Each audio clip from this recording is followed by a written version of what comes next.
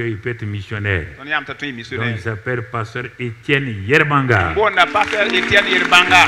Il est missionnaire et au Niger, au Bénin. Abia missionnaire Bénin Soul moi. Voilà. Voilà. Il est petit de taille, mais il a du feu sur lui. Donc,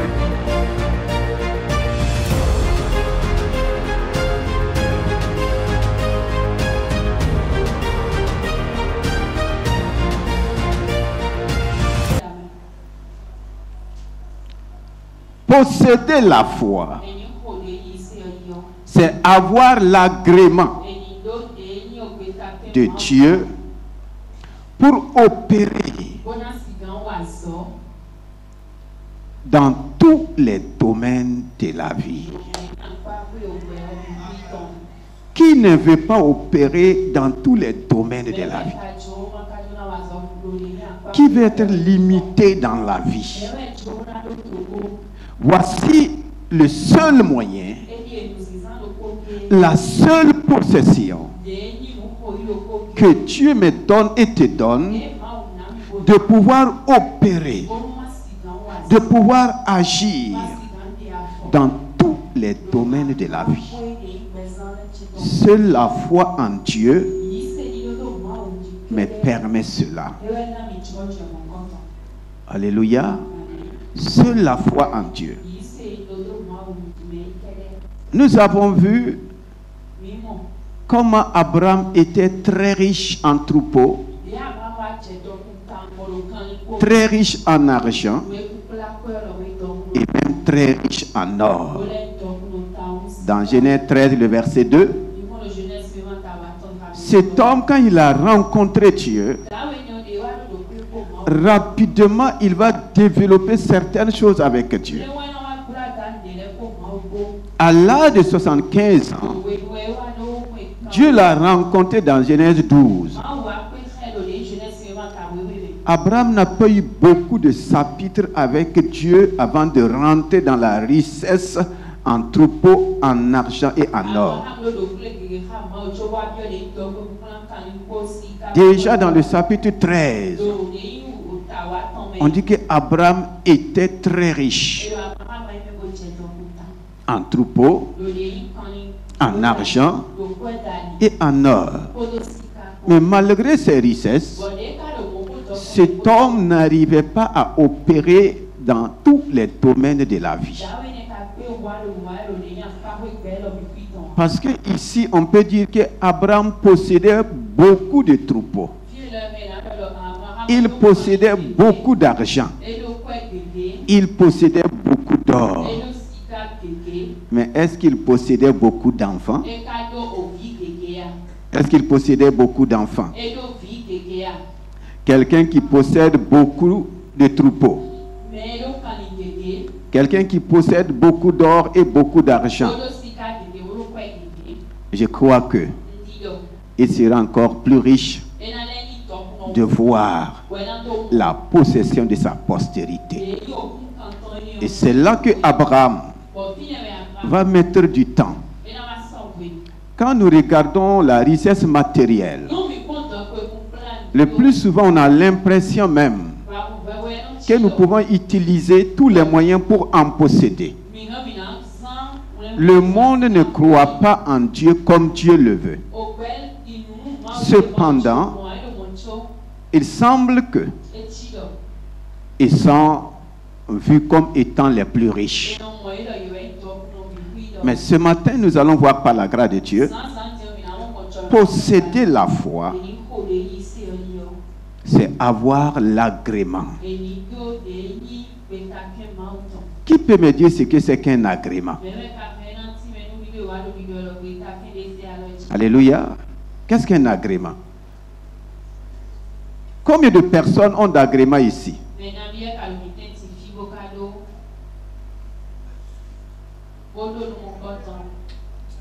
Les entrepreneurs. Combien de personnes ont d'agrément? Papa Pi, vous avez un agrément? Bien sûr. Vous pouvez nous dire ce que l'agrément vous permet de faire?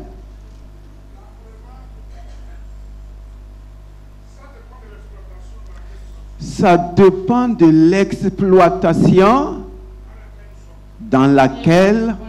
Donc, chaque exploitation a besoin de quoi? A besoin. Et si tu n'as pas l'agrément, tu ne peux pas. Pourquoi?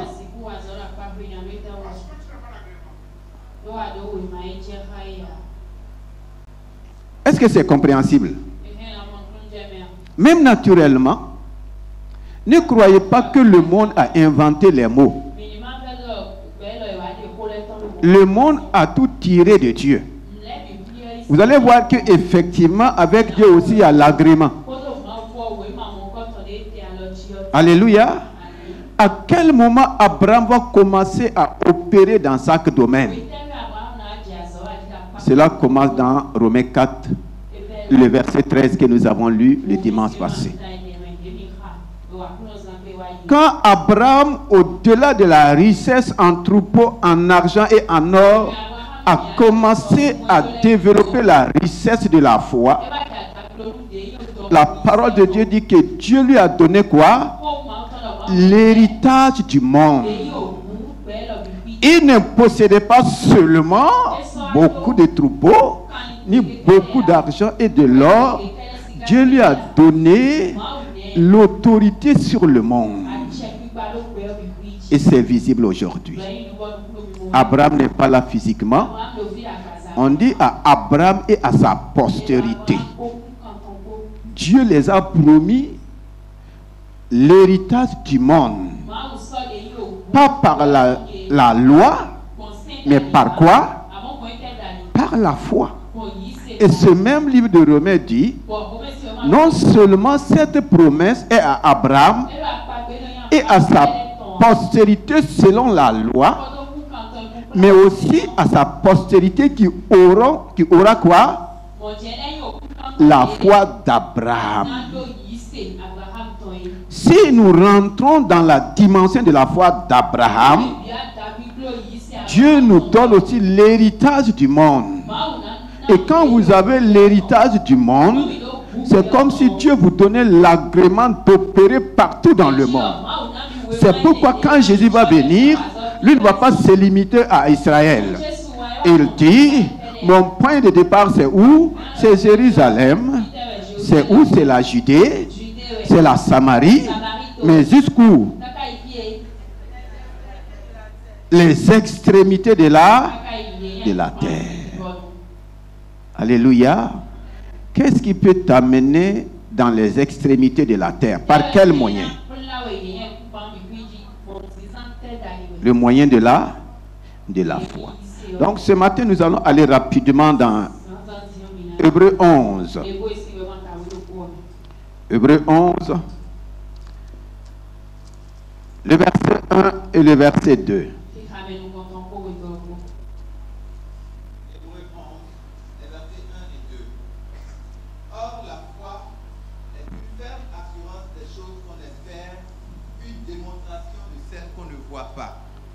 Pour l'avoir possédé, les anciens ont obtenu un témoignage favorable. Alléluia. Amen. Pour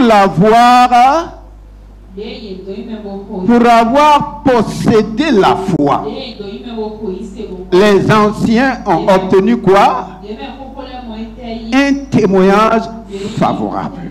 Et si nous réunissons la somme des anciens, chacun par la possession de la foi a opéré dans un domaine donné de la vie. Prenez Hébreux 11. Vous allez voir ces anciens-là, comment ils ont opéré dans la vie, comment ils ont opéré dans leur temps. Et leur opération était liée à ce que nous pouvons appeler aujourd'hui des opérations délicates, des opérations difficiles, voire impossibles. Mais quand ils ont possédé la foi, là où les choses semblaient être impossibles, là où les choses semblaient être difficiles, ils ont pu opérer dans ces domaines. C'est pourquoi le verset 2 dit, les anciens, pour avoir possédé la foi, pour avoir eu la possession de la foi. Donc on peut posséder, de même qu'on peut posséder l'argent, de même qu'on peut posséder l'or, on peut posséder les troupeaux, on peut aussi posséder quoi? Posséder la foi. Qu'est-ce que la possession de l'argent me donne? Celui qui possède l'argent, quel est son témoignage sur la terre? Quel est son témoignage? C'est témoignage de misère, de souffrance. Pardon? Ou bien, même Salomon nous a dit que l'argent répond à celui qui possède l'argent. L'argent parle pour lui. Mais lui, à la fin de sa vie, après avoir même été plus riche qu'Abraham, vous êtes d'accord avec moi, non? Parce que Dieu a dit la richesse de Salomon, aucun homme avant lui ni après lui. Donc lui, il était plus riche que Abraham. Et la Bible dit qu'il a rendu l'or et l'argent aussi commun que les grands. Il les a rendus aussi communs. Mais comment il a terminé sa vie? Lui qui a dit que celui qui a l'argent, l'argent répond à tout là. C'est lui aussi qui a dit vanité d'air. Tout est. Ah. Qu'est-ce qui a manqué à cet homme? Moi, je ne suis pas d'accord avec lui. Hein. Dieu n'a pas créé de vanité. Alléluia. Et Dieu a créé l'or et l'argent pour l'homme. Ce n'est pas la possession de l'or et de l'argent qui est problème. Mais posséder l'argent et l'or sans la foi en Dieu, effectivement, ça peut devenir comme vanité. Ou bien je peux dire, ça dépend aussi de comment tu as possédé l'or et... Ah. Est-ce que c'est sur la base de ta foi en Dieu que tu as possédé l'or et l'argent? Si c'est sur la base de ta foi en Dieu que tu as possédé ces choses, tu ne peux pas terminer dans la vanité. Tu es d'accord avec moi? Mais est-ce que dans le monde, toutes les possessions de richesse, c'est par la foi en Dieu? Maintenant, je te pose la question. Toi, tu veux posséder par quel moyen?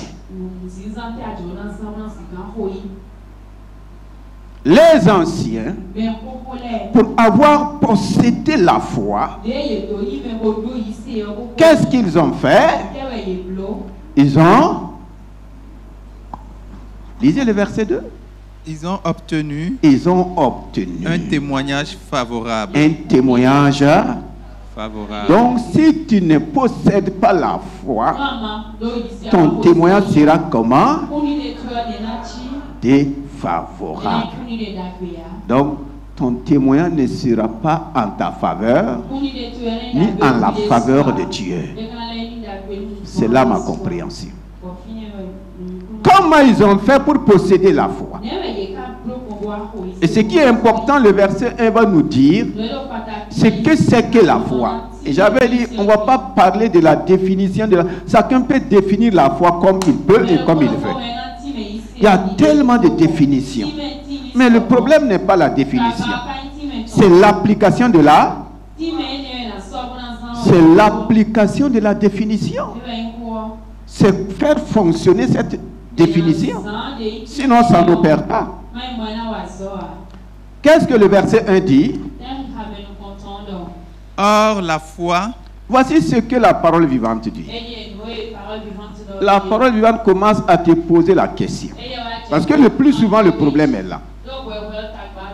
Il faut que toi-même tu arrives à comprendre qu'est-ce que la foi. Et la définition qui m'a été donnée ici m'a éclairé. Qu'est-ce que la foi? Il dit, c'est une ferme confiance.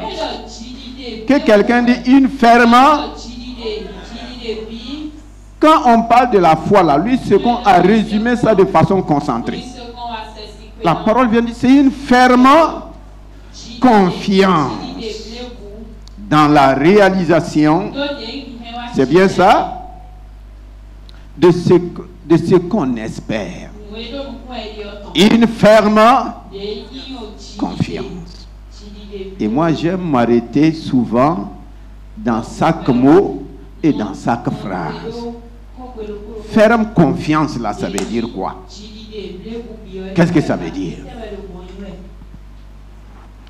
On n'a pas dit que c'est une confiance. Il y a confiance et il y a ferme. Il y a des confiances qui ne sont pas. Il y a des gens qui ne sont pas fermes dans leur confiance. Moindre mouvement, ils perdent confiance. Ou bien, moindre situation, il suffit seulement d'une petite parole, on perd confiance. Mais par rapport à la foi, si je dis que j'ai foi en une parole, la Bible dit que c'est une ferme, c'est une confiance fermée. Et moi j'ajoute à clé. Alléluia. Si c'est fermé à clé, là, qui peut ouvrir? Quand je dis que je crois à cette parole, je suis ferme. Tu n'as qu'à tout faire, tu n'as qu'à tout dire, tu n'as qu'à rouler, tu n'as qu'à sauter, quel que soit ce que tu vas faire, je suis. Demande à ton voisin, es-tu ferme?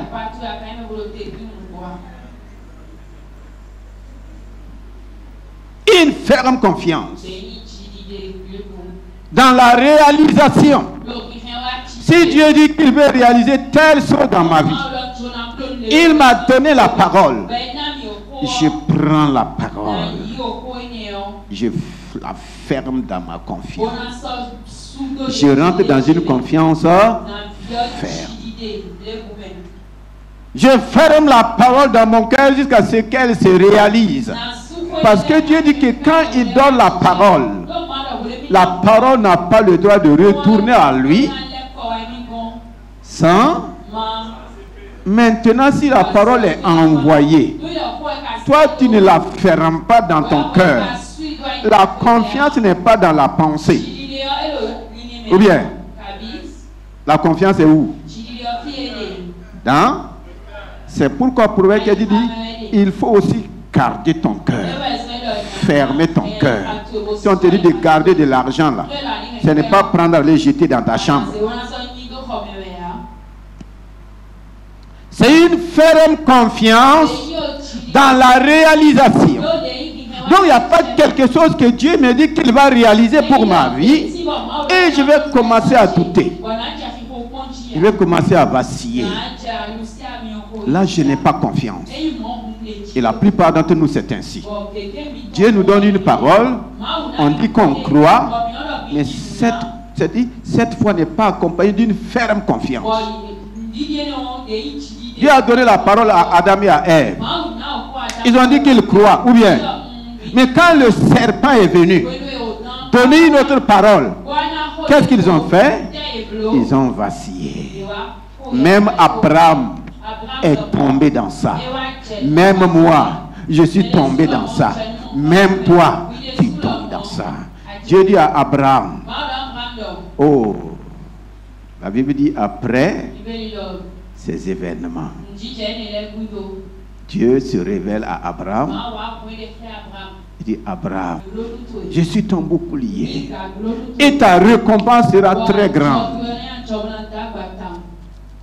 C'est là-bas que Dieu a dit à Abraham, ta postérité là, viens, viens, viens. Sors, regarde les étoiles, regarde le sable de la mer. Ta postérité sera aussi grande, nombreuse. Abraham quitte la présence de Dieu Le verset 16, Sarah dit à Abraham, l'Éternel m'a rendu, prends ma servante. Qu'est-ce qu'Abraham a fait? Dieu vient de lui parler. Qui parlait à Abraham à travers Sarah? Est-ce que Dieu se contredit? Dieu se contredit? Non. Et le plus souvent, c'est ce que nous faisons. Nous connaissons la parole de Dieu, mais il y a d'autres voix qui s'élèvent au-dessus de la parole de Dieu. Dans cette situation, nous perdons la ferme confiance. Donc, le premier niveau de la foi, c'est une ferme confiance. Quand j'ai la ferme confiance, le deuxième niveau de la foi va venir. Et le deuxième niveau, c'est quoi? C'est une manière de le posséder déjà. Waouh! Donc c'est pourquoi le thème dit posséder la foi. Donc c'est une manière. Quand tu dis que tu as foi en Dieu, si je dis j'ai foi en la parole de Dieu, c'est que la parole de Dieu m'a dit, crée en moi déjà un comportement, une manière de vivre qui montre déjà que je possède la chose à l'avance. Dis-moi comment tu peux posséder quelque chose à l'avance. Tu ne vois pas la chose, mais déjà tu fais quoi? Parce que Dieu a. Une fois que Dieu parle, ça veut dire que la chose est déjà là. Maintenant, c'est ma manière avec Dieu. Vivre par la foi là, c'est une autre manière de vivre. Ah oui, c'est posséder à l'avance. Et beaucoup manquent à ce niveau. Quand on reçoit la parole, on dit Amen. Alléluia. Mais la manière pour posséder la chose, c'est-à-dire chaque jour, si tu sais que tu possèdes quelque chose, qu'est-ce que tu fais? Qu'est-ce que tu fais? Tu parles toujours de la chose. Pour que Adam et Abraham et Sarah rentrent dans la possession d'Isaac, Dieu était obligé de changer leur nom. Pour que chaque jour, ils parlent de ce qu'ils ont et jamais de ce qu'ils n'ont pas. Plusieurs, quand Dieu donne la parole, il dit qu'ils sont guéris. Ils ne se voient pas dans la possession de la guérison. Ils continuent d'écouter la voix des symptômes. Ils continuent d'écouter la voix de quoi? Des douleurs. Là, tu n'es pas en train de manifester la foi. Et nous allons voir ça par la grâce de Dieu. Alléluia. Maintenant, dans cette définition, il va nous montrer la différence entre la foi et la croyance. La troisième partie dit quoi? Croire. Croire, c'est être absolument certain de la réalité de ce que l'on ne voit pas. Donc la foi est différente de la croyance. Et beaucoup sont au niveau de la croyance. La parole vivante dit croire, c'est être sûr, absolument certain de la réalité. Donc la croyance est en relation avec quoi? La réalité. Et beaucoup sont dans le niveau de la croyance. On croit et on regarde aux réalités. Je préfère que tu prends la définition de la parole vivante. Je ne suis pas en train d'inventer quoi que ce soit. Il a fait la part des choses. Beaucoup d'entre nous, nous sommes au niveau de la croyance. Et la parole vivante dit, croire là, c'est être absolument certain. Beaucoup sont absolument certains de la réalité. Et ils restent dans la réalité. Tu es tellement certain de la réalité de ta vie. La croyance ne peut pas te faire sortir de la réalité. Qu'est-ce qui peut me faire sortir? La foi ne se limite pas à la réalité. La foi va te conduire dans la vérité qui va te libérer de toute forme de réalité. C'est pourquoi le verset 2 dit: pour l'avoir possédé, les anciens ont obtenu quoi? Un témoignage. Un témoignage. La foi a toujours un témoignage. Si tu n'as pas de témoignage dans la vie, c'est que ta foi ne fonctionne pas. C'est que tu n'opères pas dans la foi. C'est que ta foi est morte. Tout ça, c'est dans la parole de Dieu. Maintenant, le verset 6 de Hébreux 11. Hébreux 11, verset 6. Or, sans la foi, il est impossible de lui être agréable. Que quelqu'un dit or. Sans la foi, il est impossible. La parole vivante dit, il n'est pas question. Il n'est pas de lui être. Le mot agréable là vient de quoi? Ah oui. Or, sans la foi, il est impossible d'avoir l'agrément de Dieu. Et vous savez mieux que moi, pour avoir un agrément, il faut réunir quoi? Qu'est-ce qu'il faut réunir? Si tu ne réunis pas tous les documents, toutes les pièces, qu'est-ce qu'on va te dire? Il est impossible d'avoir l'agrément.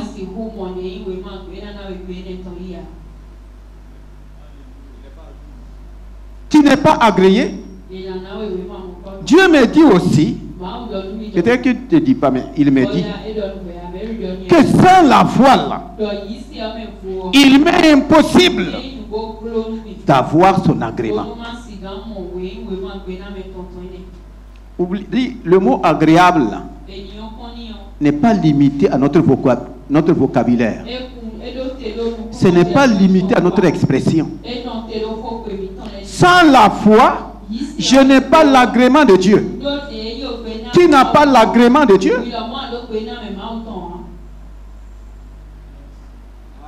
Ah oui.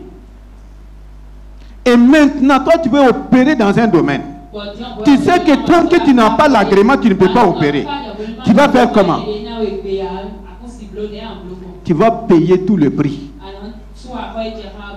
Tu vas faire de ton possible pour réunir chaque dossier pour avoir quoi? L'agrément. Et Dieu me dit ce matin que sans cette foi-là, dans son royaume, je n'ai aucun agrément.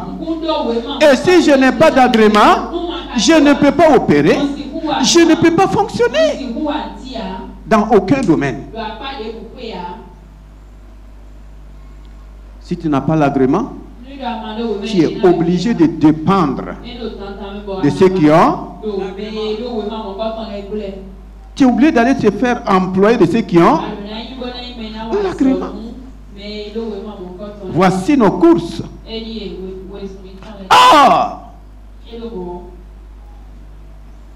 Sans la foi, il est impossible. Donc, voici que nous pouvons opérer sans agrément.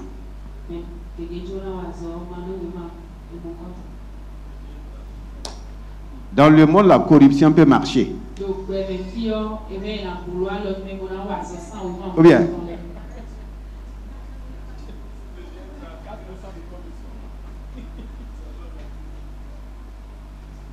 dans le monde, tu peux corrompre. Mais dans le royaume, la corruption ne marche pas. Donc voici comment il est important. C'est pour dire que, or, sans la foi, je ne peux pas opérer dans le royaume des cieux. Sans la foi, il est impossible. Je vois que Dieu est dur ici. Dieu dit, il est impossible. Ce n'est même pas à négocier. Impossible. Donc, mes impossibilités viennent d'où? Les impossibilités dans ta vie là, ça vient d'où?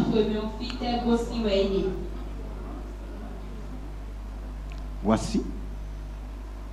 Ça vient du fait que et nous manquons de foi. Manquer de foi là, comme je l'ai dit, ce n'est pas la peine de juger quelqu'un qui n'a pas la foi. Je n'ai pas ce droit. Et tu n'as pas aussi ce droit de dire à quelqu'un qui n'a pas la. Maintenant, moi je ne peux pas te juger. Mais les situations de ta vie, les épreuves de ta vie, les réalités de ma vie, c'est eux qui vont faire quoi? Qui vont me juger. Ce sont ces choses-là qui me disent chaque jour, ici, là, tu n'as pas l'agrément de la foi. Sinon, tu dois opérer. Sinon, tu dois fonctionner. Alléluia. Maintenant, comment posséder l'agrément? Romains 10, le verset 17. Demande à ton voisin, est-ce que tu veux l'agrément?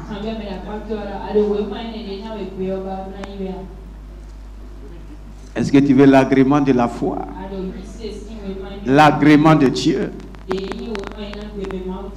Comment posséder l'agrément? Dieu ne peut pas me dire de posséder quelque chose qui n'existe pas. Comment les anciens ont fait pour posséder la foi? Romains 10, le verset 17 dit, Ainsi, la foi vient de ce qu'on entend. Et ce qu'on entend vient de la parole de Christ. Ah. Donc l'agrément vient d'une parole. Tout agrément ne peut venir que d'une parole. Même de façon naturelle, c'est une parole qui te dit, il faut réunir ça, ça, ça, ça, pour avoir l'agrément. L'agrément de la foi aussi vient de ce qu'on entend. Ce qu'on entend de qui? Donc toutes les paroles ne donnent pas l'agrément de la foi. Vous êtes d'accord avec moi? Maintenant, toi, tu es braqué sur la parole de qui? Qu'est-ce que tu entends? Qu'est-ce que tu écoutes régulièrement? La foi vient de ce qu'on entend. Ce qu'on entend. Qu'est-ce que toi tu entends? Et ce que tu entends là, ça vient d'où? Mais on a tendance à écouter. Nous, on ne sait pas. Dieu a dit à un de ses serviteurs, prête-moi tes oreilles. Ah bon? Dieu ne te demande pas de lui prêter de l'argent. Ou bien? Mais il demande quoi? Pour faire quoi? Pourquoi? Parce que la foi de Dieu là, la foi en Dieu vient en écoutant qui? Beaucoup n'aiment pas écouter la parole de Dieu. On dit la parole de Christ. La parole vient dire la bonne nouvelle de Christ. Toutes les bonnes nouvelles ne viennent pas de Christ. Beaucoup paraissent être comme de bonnes nouvelles. Mais cela ne me donne pas la foi de Dieu, ni la foi en Dieu. Et c'est pourquoi je n'arrive pas à opérer. Alléluia. Il dit que la foi, l'agrément vient. La possession de cet agrément vient de ce que j'entends. Et nous allons voir ce matin des cas pratiques. Des hommes, des femmes qui ont entendu et qui ont fait quoi? Qui ont eu l'agrément, qui sont allés prendre leur opération, leur miracle. Alléluia. Marc 9, les versets 21 à 23. Marc 9, le verset 21 à 23. Notez, cela va nous aider. Jésus demanda au Père, combien y a-t-il de temps que cela lui arrive? Depuis son enfance, répondit-il. Et souvent, l'Esprit l'a jeté dans le feu et dans l'eau pour le faire périr. Mais si tu peux quelque chose, viens à notre secours. Mais si tu peux quelque chose. Vous allez voir la différence entre ce parent et un autre homme que nous allons voir. Mais si tu peux. Donc, est-ce qu'il est sûr que Jésus peut?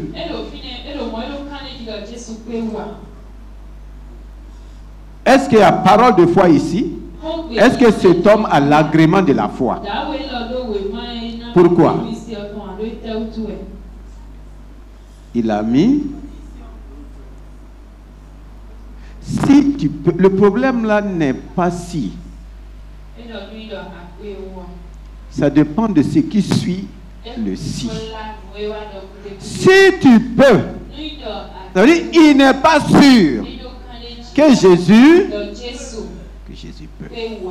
Et beaucoup ne sont pas sûrs que Jésus peut. Si tu peux. Et si c'est la volonté de Dieu, donc on n'est pas sûr que Dieu veut. Est-ce qu'il y a ces expressions en toi? Ça ne témoigne pas la foi. Si tu peux quelque chose. Et qu'est-ce que Jésus va dire? Jésus va lui dire. Si tu peux. Une question. Tout est possible à celui qui croit. Non, c'est-à-dire, si vous lisez, vous ne faites pas attention, vous n'allez jamais saisir la substance. La lecture de la Bible est différente de la lecture de nos livres et de tout. Hein. Si tu peux, tu doutes de ma capacité? Ou bien? C'est une question. Si tu peux. Je lui dis, si tu peux, tu doutes de ma capacité. Et qu'est-ce qu'il va dire? Tout est possible à celui qui croit. Tout est. Voici le domaine où tout est possible. Tout est possible à celui qui possède la foi. Si je vis un cas d'impossibilité, c'est là qu'il me demande d'aller me former, d'aller me préparer pour posséder quoi? La foi. Tout est possible à celui qui croit. Une parole courte, mais qui dit tout. Tout est possible à celui qui croit. Pour dire, rien n'est possible à celui qui ne croit pas. En tout cas, s'il s'agit de Dieu. S'il s'agit de Dieu. Rien n'est impossible à celui qui croit. Maintenant, si je ne crois pas, Dieu me dit, rien ne m'est possible. Tout est possible. Donc, si j'ai la foi en Dieu, si j'ai la foi de Dieu, Dieu même me garantit, il n'y a aucune impossibilité. Je veux que le Seigneur parle à chacun de nous, nous qui semblons avoir des cas impossibles. Soit nous n'avons pas écouté Dieu, Soit nous sommes sur une mauvaise parole, croyant qu'on est sur la parole de Dieu, soit Dieu nous a parlé et on n'a pas le courage de faire confiance en Dieu pour que Dieu change la situation. Il y a deux choses. Soit on est sur une mauvaise parole et on croit que c'est Dieu.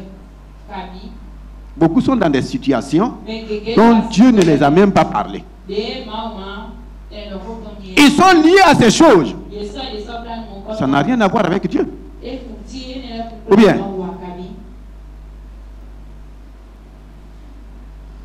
pour sortir de cette situation, il faut quoi? Il faut entendre Dieu qui te dit, ma fille, là où tu es là, ce n'est pas ce que j'ai voulu. Mais voici ce que moi-même j'ai voulu pour toi. Il dit, oh Seigneur, comme ce papa vient au secours. Viens au secours de mon incrédulité. Ici, c'est incrédulité. Ce matin, tu peux dire, Seigneur, viens au secours de ma situation. Ou bien, il a secouru cet homme. Il ne peut pas me secourir ce matin. Il dit, viens au secours de mon incrédulité. Parce que je doute de ta capacité. Donc l'incrédulité, c'est douter de la capacité de Dieu, c'est douter de la parole de Dieu. Viens au secours de mon incrédulité.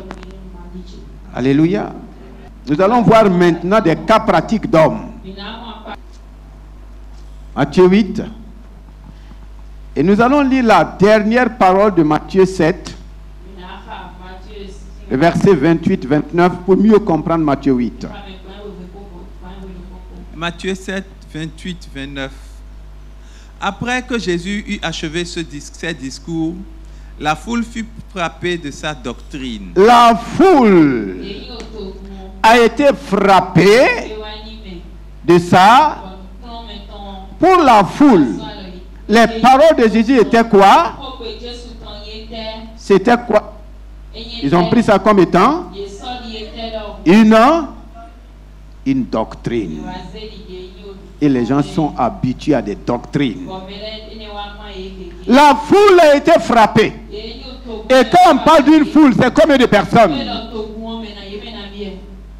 Donc, tous ceux qui étaient là-bas étaient... La parole de Jésus n'a laissé personne indifférent. La foule était frappée. Pourquoi?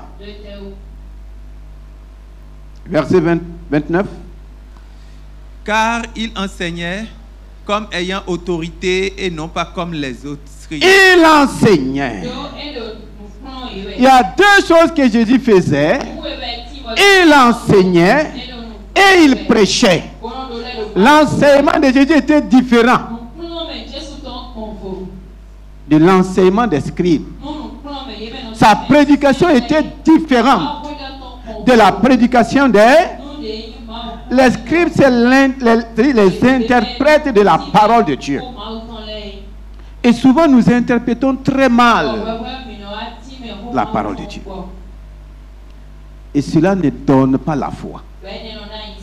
Mais voici quelqu'un qui enseigne différemment, qui prêche différemment.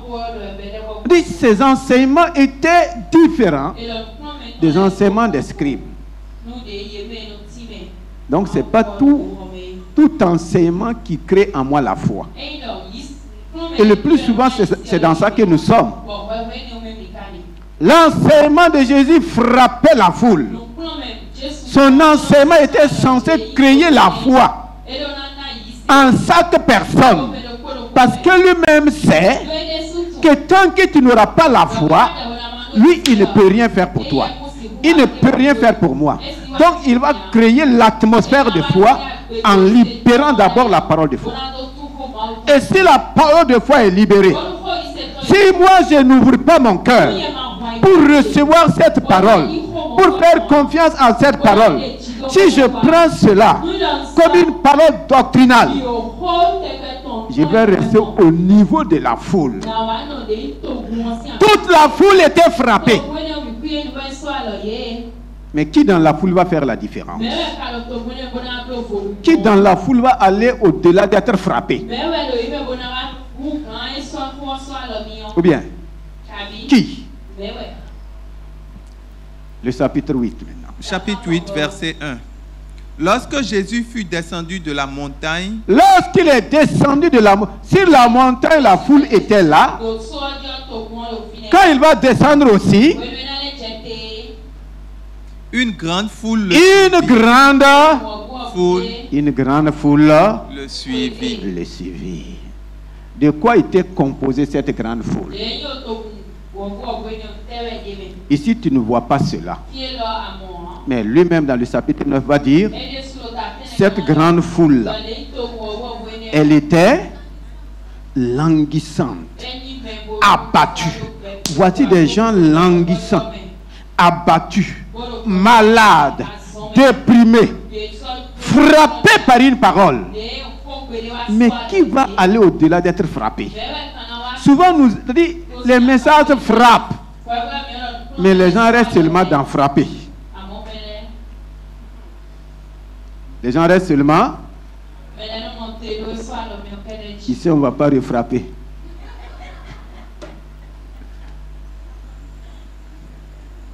Alléluia. Ici, il n'y a pas à refrapper.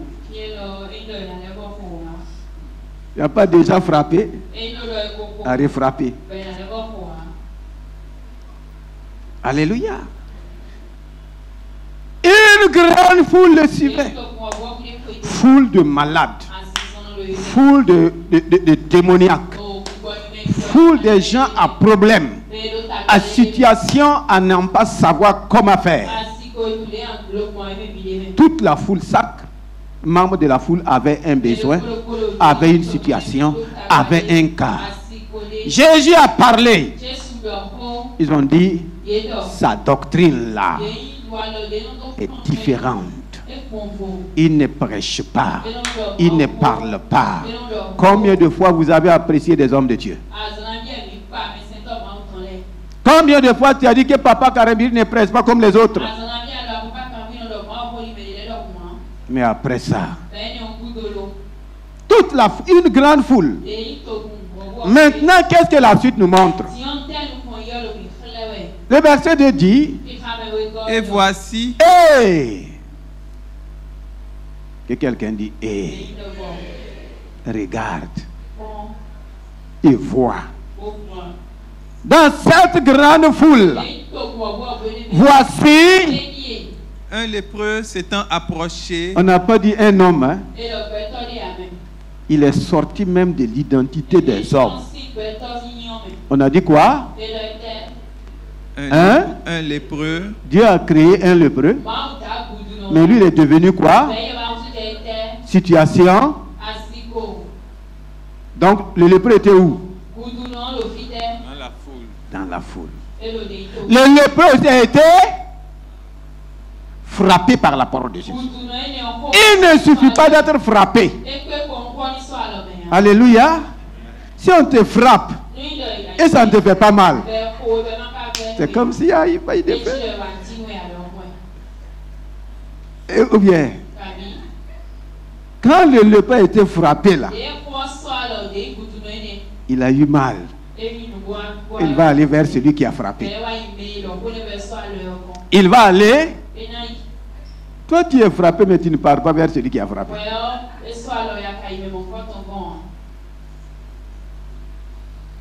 Et voici un lépreux.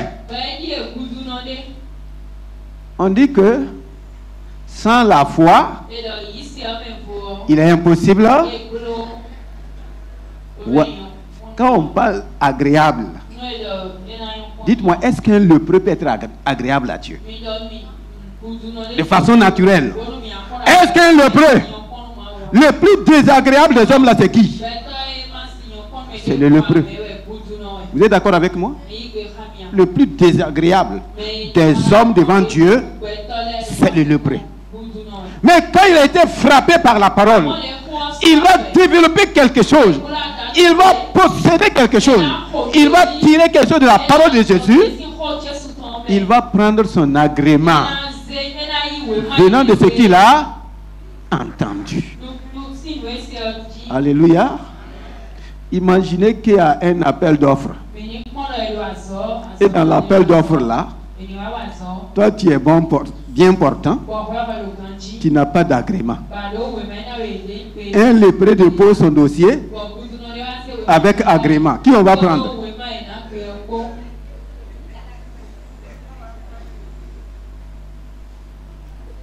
Toi tu n'as pas l'agrément. Lui il a l'agrément. Qui on va prendre? Dans la foule là, on dit un lépreux est sorti. Il a entendu les paroles de Jésus. Il a dit, je n'ai jamais entendu un homme parler ainsi. Dans ses paroles, le lépreux a cru que Jésus avait la capacité de le purifier. On dit, voici un lépreux. Qu'est-ce qu'il a fait? Il s'est approché. Et s'est prosterné devant lui. Dans toute la foule, là, chacun pouvait s'approcher librement de Jésus. C'est le seul cas qui était difficile. Mais c'est lui qui va s'approcher. Et s'étant approché, qu'est-ce qu'il va dire? Il se prosterna devant lui et dit, Seigneur, si tu le veux, le papa du lunatique a dit quoi? Si tu peux. Si tu le peux. Lui ici dit, si tu le tu peux me rendre. Si tu le veux, tu peux. Je ne doute pas par rapport à ta capacité. Par rapport à ta capacité là, je n'ai pas de doute. Maintenant, est-ce que tu veux? Alléluia. Je ne doute pas que tu peux. La foi, c'est l'absence de doute par rapport à ce que Dieu est, ce que Dieu peut et ce que Dieu a. Si tu le veux, tu le peux. Ta foi arrive à quel niveau? Il ne doute pas de la capacité de Jésus de le purifier. Est-ce qu'ici il a entendu que Jésus a déjà purifié un lépreux?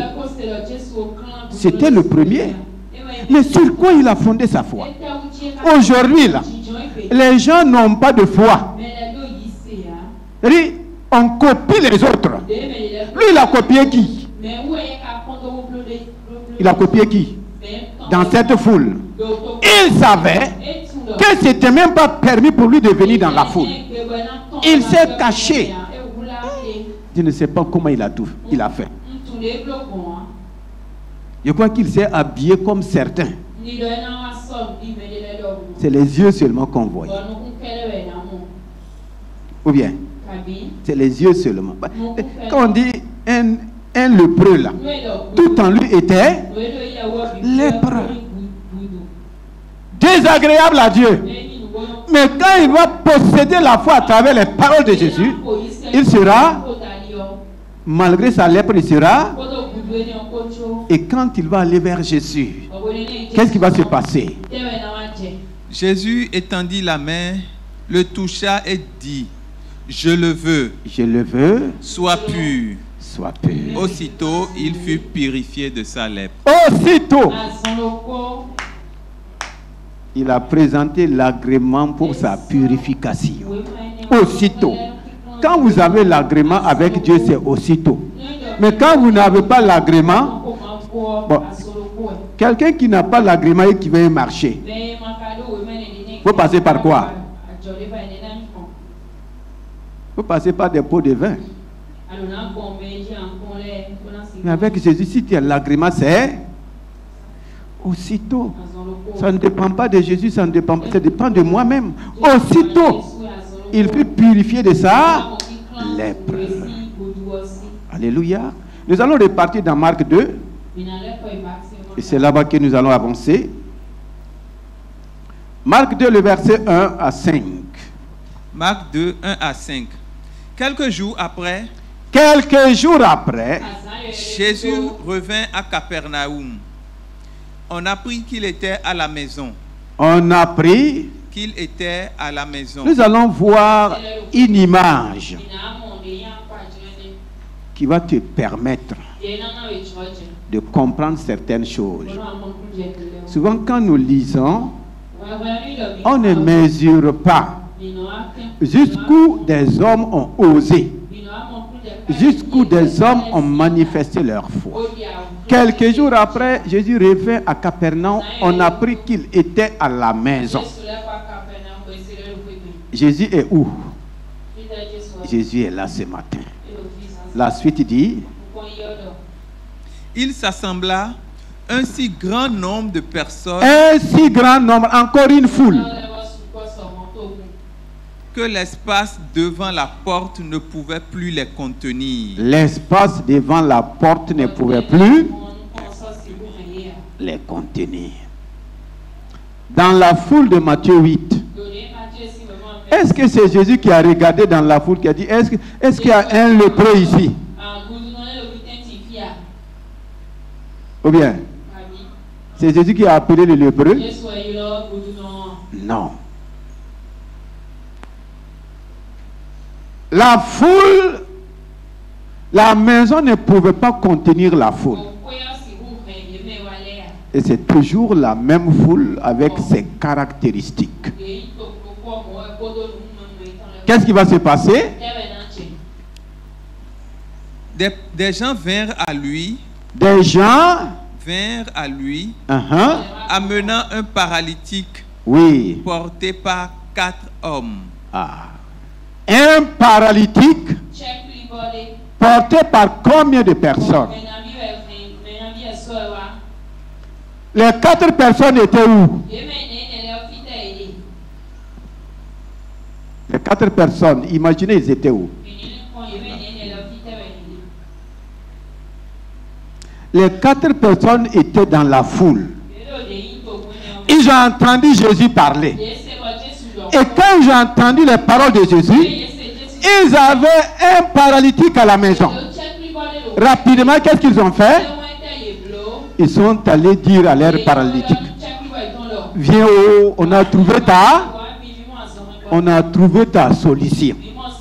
Aujourd'hui là, tu vas changer de démarche. Alléluia. Donc, ils sont allés trouver le paralytique. Tu veux marcher? Oui. Nous avons trouvé un homme. Si tu arrives vers cet homme-là, même si tes pieds sont écrasés, même si tes pieds sont devenus comme tu vas marcher. Tu es d'accord quand on t'amène? Est-ce que tu es d'accord? On n'a pas de voiture, hein? On dit 4 hommes transportés par 4 heures. Ce n'est pas avec une brouette. Ce n'est pas avec Zem. Ce n'est pas avec transporté par 4 hommes. Regardez les 4 hommes et leur livre. Regardez les 4 hommes.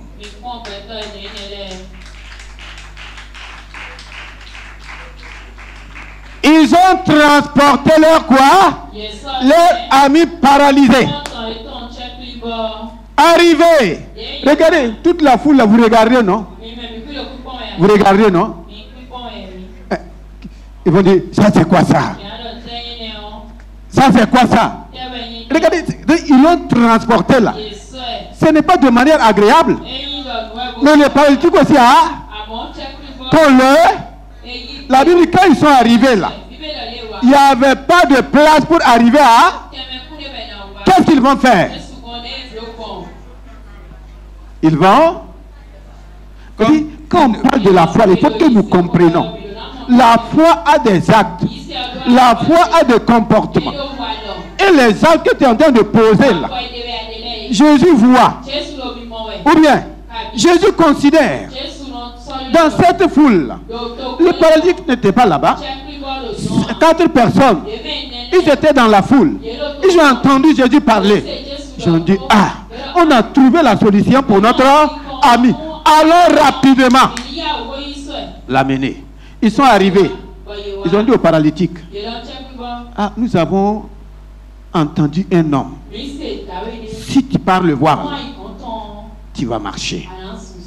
Si le paralytique dit, ah, mais vous ne voyez pas ma situation, ou bien comment vous allez m'amener?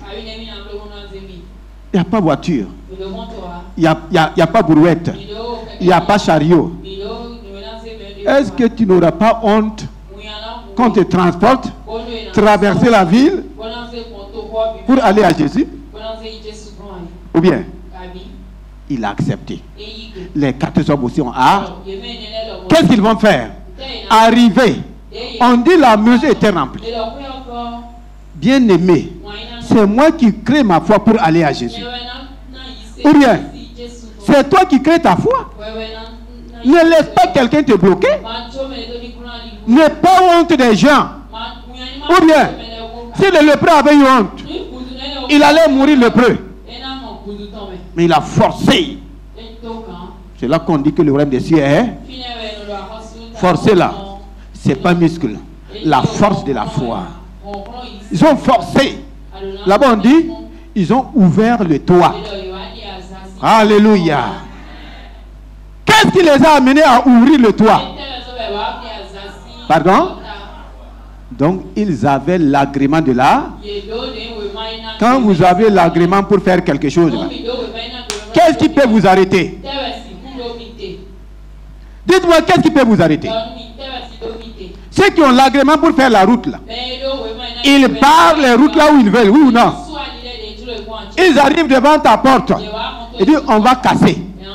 Tu ne peux pas les. Ils ont l'agrément.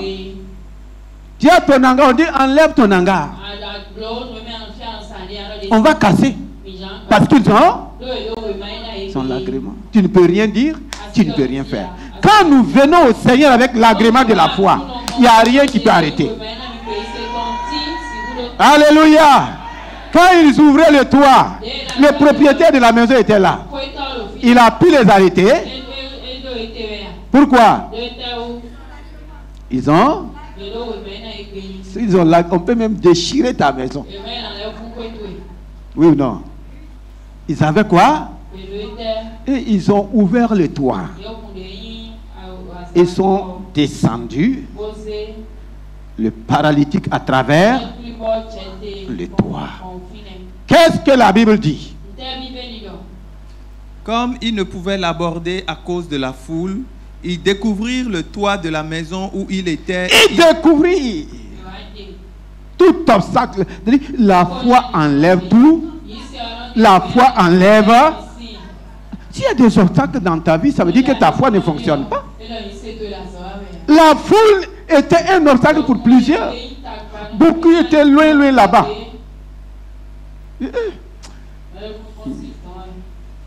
Les hommes d'aujourd'hui, ils sont méchants quoi. Si tu n'as pas un bras là.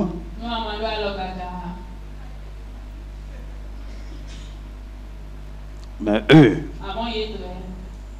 je crois qu'ils ont dû marcher même si des gens pour monter. Mais ils avaient cette foi-là. La foi n'a pas. La foi, il n'y a aucun obstacle. Ils ont découvert le toit. Et qu'est-ce qu'ils ont fait? Ils descendirent par cette ouverture le lit sur lequel le paralytique était couché. Par ces couvertures. Ils l'ont descendu. Qu'est-ce que la Bible dit? Jésus, voyant leur foi. Jésus, voyant leur foi. Jésus, voyant leur foi. Jésus, voyant leur foi. Qui voit ma foi? Jésus. Qui voit ma foi? Jésus. Pierre voyait leur foi. Jésus. Jacques voyait. Qui voyait? Jésus. Jésus voyait quoi? Leur foi. Leur foi. Comment il a vu leur foi? Par les actes qu'ils ont posés. Beaucoup disent qu'ils croient, mais ils n'ont pas d'actes. Pose pas des actes. Je veux voir ma foi. Et ma foi se voit par les actes. Souvent la foi se voit à travers aussi les paroles. À travers les paroles. Et quand Jésus a vu, il va dire quoi? Mon enfant, Paralytique. tes péchés sont Il a pardonnés. dit, Mon enfant, quand tu vois la foi en toi, quand il dit enfant là, ça veut dire quoi? Les autres voyaient un paralytique. Mais Jésus voyait quoi? Mon enfant, tes péchés sont pardonnés. te sont pardonnés. Le verset 12 dit, Et à l'instant, il se leva, il se leva, prit son lit prit son et lit sortit en présence de tout le monde.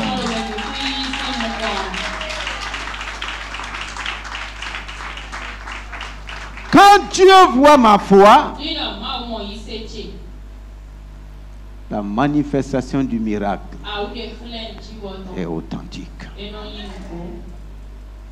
Jésus voyant, il a vu le travail qu'ils ont fait. Mais la grande foule était devant lui, avec leurs problèmes. Mais Jésus ne voyait pas la foi en la foule. Quand il a vu la foi, et je vois que pendant ce mois-là, Jésus voit ta foi. Jésus voit ma foi. Et quelle que soit la situation, le problème, Jésus ne peut pas voir ma foi et me laisser dans ma situation. Tu es béni. Jésus voyant leur foi. La dernière personne, c'est toujours dans Marc. La femme à la perte de sang. On ne va pas lire ça. Cette femme aussi, dans Marc 25, Marc 5, verset 21. Marc 5, le verset 21. Jésus, dans la barque, regagna l'autre rive,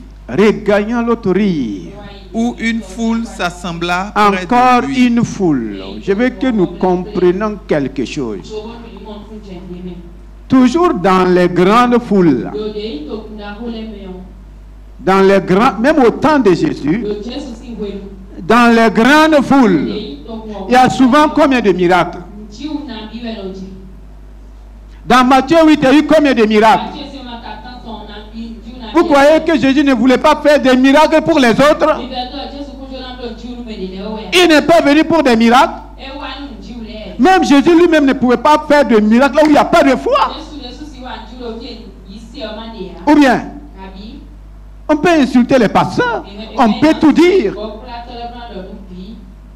Je ne peux rien faire dans ta vie si toi-même, tu ne développes pas la foi en toi.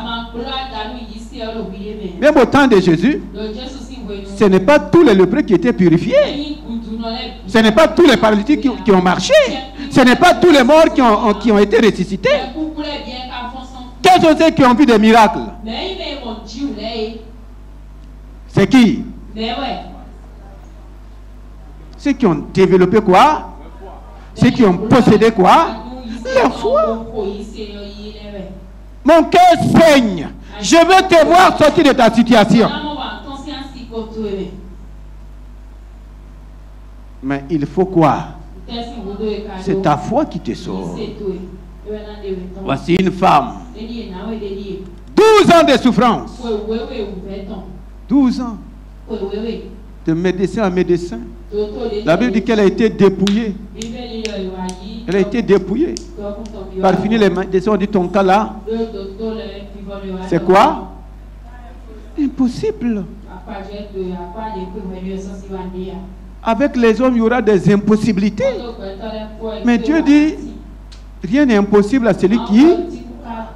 Je veux que toi, tu travailles ta foi là. Je dois travailler ma foi. Chacun de nous est interpellé. Cette femme-là, le verset 22, je crois. Alors vint un des chefs de la synagogue, nommé Jairus, qui, l'ayant aperçu, se jeta à ses pieds et lui adressa cette instante prière.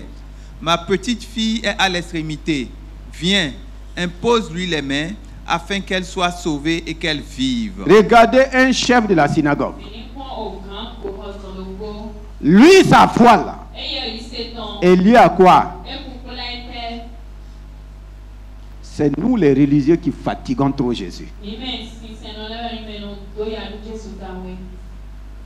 Les autres là, les quatre n'ont pas transporté leurs malades vers Jésus. Lui, il est chef religieux. Et on doit l'honorer en tant que... Il faut venir à la maison. Et si Jésus ne partait pas à la maison, on va dire quoi? Alléluia. Mais les autres ont transporté leur situation vers Jésus. Le lépreux est allé vers Jésus. Mais lui, il faut venir à la maison. Et leur foi est limitée à leur maison. Mais malgré ça, Jésus n'a pas refusé. Mais Jésus va l'enseigner quelque chose. Pendant que Jésus partait, qu'est-ce qui va se passer? Jésus s'en alla avec lui et une grande foule le suivait. Encore une grande foule. Voici. Or, il y avait une femme atteinte Il y avait une femme atteinte depuis 12 ans. Depuis 12 ans. Continue. Continue. Elle avait beaucoup souffert entre les mains de plusieurs médecins. Elle avait dépensé tout ce qu'elle possédait. Tout. Et elle n'avait éprouvé aucun soulagement, mais était allée plutôt en empirant. Tu es dans cette situation. Tu as déjà assez dépensé. Et tu continues de dépenser. Et si tu arrêtes de dépenser, la médecine aussi va s'arrêter. Donc ce n'est pas dans l'intérêt que tu arrêtes de dépenser. Mais aucun soulagement. Qu'est-ce qu'elle va faire? Ayant entendu parler de Jésus, la foi vient de ce qu'on entend. Est-ce que ce que tu as entendu ce soir-là te donne de posséder la foi? Elle n'est pas allée à un séminaire de Jésus. Elle a entendu. Et je bénis le Seigneur pour les évangélistes qui sortent chaque jour, chaque samedi. Vous entendez leurs témoignages. Quelqu'un est allé dire à cette dame-là, j'ai entendu un homme, voici ce qu'il dit, et voici ce qu'il fait. Ayant entendu parler de qui? De Jésus. Elle n'a pas entendu parler de prospérité. Elle n'a pas entendu parler de quoi? Aujourd'hui, nous parlons de quoi? De Jésus ou bien de quoi? Elle a entendu parler de... On ne l'a pas dit, si tu viens là, Jésus va te rendre prospère. Elle est venue. Elle vint dans la foule par derrière. Dans la foule par derrière. Et toucha son vêtement. Il a touché son vêtement. Voici sa foi. L'agrément de la foi n'est pas compliqué. Soit tu permets à Jésus de te toucher, soit toi-même tu fais quoi? L'un ou l'autre. Avec foi, tu as le résultat. Par derrière.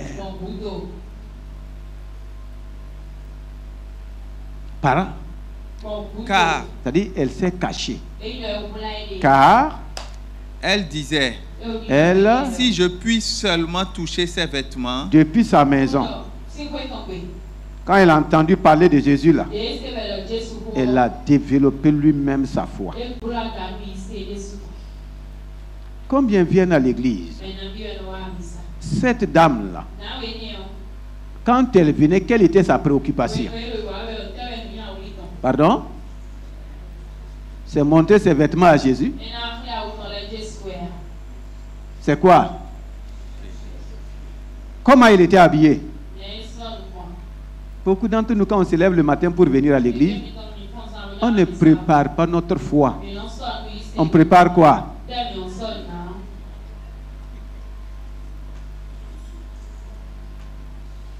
Tes vêtements peuvent te donner la voix. C'est mes vêtements que Jésus veut voir.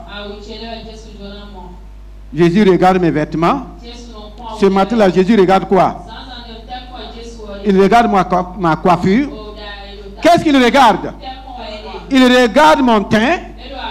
Qu'est-ce qu'il regarde? Ma foi. Comment tu es venu ici ce matin? Jésus n'a pas fait délivrance ici. Avec les lépreux, il n'a pas fait délivrance. Avec les paralytiques, il n'a pas fait délivrance. Chacun a préparé sa foi. Et quand je me prépare, je viens dans la présence de Dieu, le Saint-Esprit est à l'aise. Ce matin, élève ta voix. Tu es dans quel cas? Est-ce que ces paroles que tu as entendues là t'a permis de posséder, même si c'est un grain, quelle que soit la taille de l'agrément que tu as ce matin, ta situation change. Bien-aimé, ça ne dépend pas de moi. Mon rôle, c'est de donner la parole. Je t'ai parlé de Jésus. Je t'ai parlé de ce qu'il est capable. Le lépreux a dit, si tu le veux, tu peux. La foi commence par la confiance que Jésus peut. Est-ce qu'il y a quelqu'un ce matin dans une situation d'impossibilité qui, à travers la parole, croit que Jésus peut? Tu n'as plus de doute que ta situation là, même si c'est plus que la lèpre, est-ce que tu peux dire à Jésus, je sais que tu peux. Je sais que tu peux. Je veux que tu lui parles. Ce n'est pas quelqu'un qui a parlé à Jésus en faveur du lépreux. C'est lui-même. Jeune homme, dans ta situation actuelle, femme, homme, c'est à toi de parler. Hein. Si tu ne parles pas, personne n'a parlé pour le lépreux. Le lépreux a parlé pour lui-même. Il dit, Seigneur, si tu le veux là, je ne doute pas que tu peux. Tu peux. Bien-aimé, je ne veux pas que tu ressortes ici. Je ne veux pas que tu repartes ici. Le lépreux n'est pas venu repartir lépreux. Tu ne repartiras pas ce matin avec ta lèpre. Tu ne repartiras pas ce matin avec ton mal. Tu ne repartiras pas ce matin avec cette situation sans solution. Dis, Seigneur, je crois que tu peux. Je ne doute pas de ta capacité. Les hommes ont dit que ce n'est pas possible. Des hommes ont témoigné leur incapacité. Mais ce matin, je change, j'abandonne, je me libère de toute impossibilité humaine, de toute incapacité humaine. Je ne regarde plus à moi-même. Je ne regarde plus à ce qu'on m'a dit. J'ai entendu ta parole. Si tu le veux, tu peux. Et ta volonté est que je sois guéri. Ta volonté est que je sois pur. Ta volonté est que je sois de cette situation. Bien-aimé, tiens-toi debout et dis, Seigneur, je ne veux pas repartir avec ce mal, avec ce cas d'impossibilité. Je ne veux pas repartir. Seigneur, je vois déjà la solution. Seigneur, je vois déjà le changement. Seigneur, je vois les choses changer dans ma vie. Je n'entends pas ta voix. Je n'entends pas ta voix. C'est toi qui parles. C'est de ta voix que le Seigneur voit ta foi. Le centenier a dit, mon serviteur est couché à la maison. Dis seulement un mot. Même si ta situation n'est pas venue avec toi ici ce matin. Quelle est la situation qui est couchée à la maison? Quel est le problème qui est couché au service? Chacun manifeste sa foi. Chacun présente sa foi. Jusqu'à quand nous allons faire confiance au Seigneur? Jusqu'à quand nous allons cesser d'être religieux?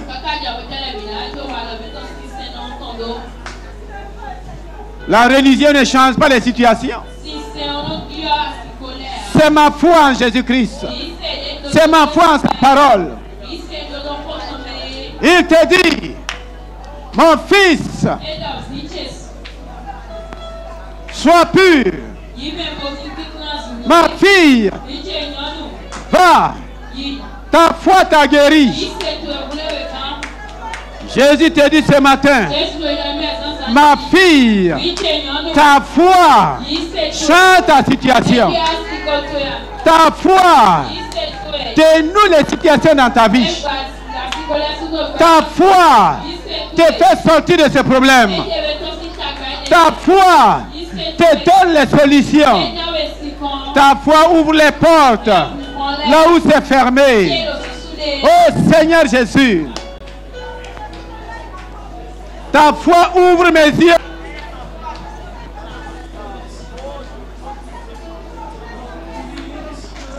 Où est ta foi ce matin, femme? Reçois au nom de Jésus.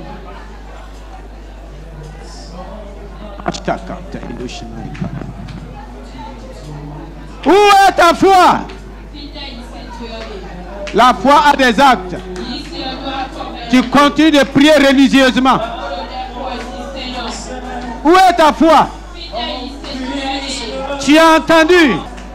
Le lépreux n'a pas crié Jésus, Jésus. Si tu le veux, tu peux me rendre pur. Qu'il te soit fait selon ta foi ce matin. Que ta foi en ces paroles te guérisse maintenant. Que ta foi en ces paroles te délivre maintenant. Que ta foi en ces paroles te libère. Ne vois plus un problème. Ta foi ce matin te donne les solutions. Tout ce que tu as laissé à la maison, les situations que tu as laissées à la maison, au service, les problèmes que tu as laissés, Jésus dit, si tu as la foi, ce ne sont plus tes problèmes, ce ne sont plus tes situations. Vois maintenant les solutions. Vois maintenant les solutions. Reçois les solutions. Au Père, dans la dimension de la puissance du Saint-Esprit. Oh, chacun. Seigneur, merci pour les pieds que tu m'as donnés. Merci parce que tu as changé mon sang. Tu as changé mes nerfs. Il n'y a plus de cancer dans mon corps. Est-ce que tu crois que le cancer n'existe plus dans ton corps? Est-ce que tu crois que Jésus t'a guéri du cancer? Est-ce que tu crois qu'il t'a guéri du diabète? Est-ce que tu crois qu'il t'a guéri de ce mal? Je ne veux pas que tu repartes. Dis, je sors de la foule. Par la foi, je sors de la foule. La foule des malades. La foule des languissants. La foule des abattus. La foule des cancéreux. La foule des pauvres. La foule des démoniaques. Je sors. Jésus. Jésus. Jésus. Jésus. Tu peux me rendre pur. Jésus. Tu peux me guérir. Jésus. Tu peux me guérir. Jésus. Oh Jésus.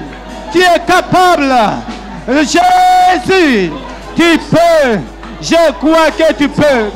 Je crois que tu peux. Je crois que tu peux. Je crois que tu peux. Je crois que tu peux.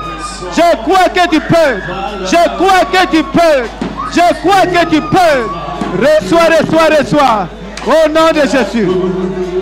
Recevez, recevez. Au nom de Jésus. Recevez au nom de Jésus. Recevez au nom de Jésus. Recevez au nom de Jésus. Recevez. Seigneur Jésus, je crois que tu peux. Tu peux changer cet homme.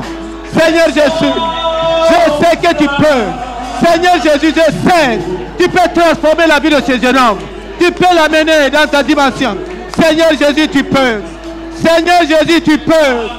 Seigneur Jésus, tu peux. Tu peux. Seigneur Jésus, tu peux. Seigneur Jésus, tu peux. Tu peux. Dans sa situation, tu peux. Seigneur Jésus, tu peux. Seigneur Jésus, tu peux la libérer, la guérir. Seigneur Jésus, tu peux. Seigneur Jésus, tu peux. Oh, je sais que tu peux. Seigneur Jésus, tu peux. Je n'ai pas de doute. Seigneur Jésus, tu peux. Je ne doute pas que tu peux. Seigneur Jésus, tu peux. Tu peux la libérer. Tu peux. Il n'y a rien que tu ne peux pas. Seigneur Jésus, je sais que tu peux. Je sais que tu peux. Je sais que tu peux. Seigneur Jésus, tu peux. Oui, tu peux. Oui, Seigneur Jésus, tu peux. Tu peux. Tu peux, Seigneur. Tu peux, Seigneur Jésus. Je sais que tu peux. Seigneur Jésus, tu peux. Seigneur Jésus, tu peux. Seigneur Jésus, tu peux. Seigneur Jésus, tu peux. Je ne doute pas de ta capacité. Tu peux tout changer. Tu peux guérir. Tu peux délivrer. Seigneur Jésus, tu peux. Seigneur Jésus, tu peux. Seigneur Jésus, tu peux tout changer à lui. Seigneur Jésus, tu peux. Seigneur Jésus, tu peux. Il n'y a rien que tu ne peux pas. Il n'y a rien que tu ne peux pas. Seigneur Jésus, tu peux. Je sais que tu peux. Seigneur Jésus, tu peux. Tu peux tout changer. Seigneur Jésus, tu peux. Seigneur Jésus, ce matin, je ne doute pas que tu peux. Il n'y a pas de situation venue dans ta présence dont tu sois incapable. Tu as donné la foi à ton peuple. Merci de manifester ta puissance. Que toute personne malade ce matin reçoive sa guérison. Toute personne qui est venue avec un problème, une situation, Seigneur, je libère la solution par ta puissance. Seigneur, tu vois aussi les situations dans les maisons. Tu vois les situations dans les services à tous les niveaux. Ta parole de foi est sortie. Et nous croyons à ta puissance. Sois béni, sois loué. Dans le merveilleux nom de Jésus-Christ. Qu'il te soit fait selon ta foi. Recevez au nom de Jésus-Christ. Amen.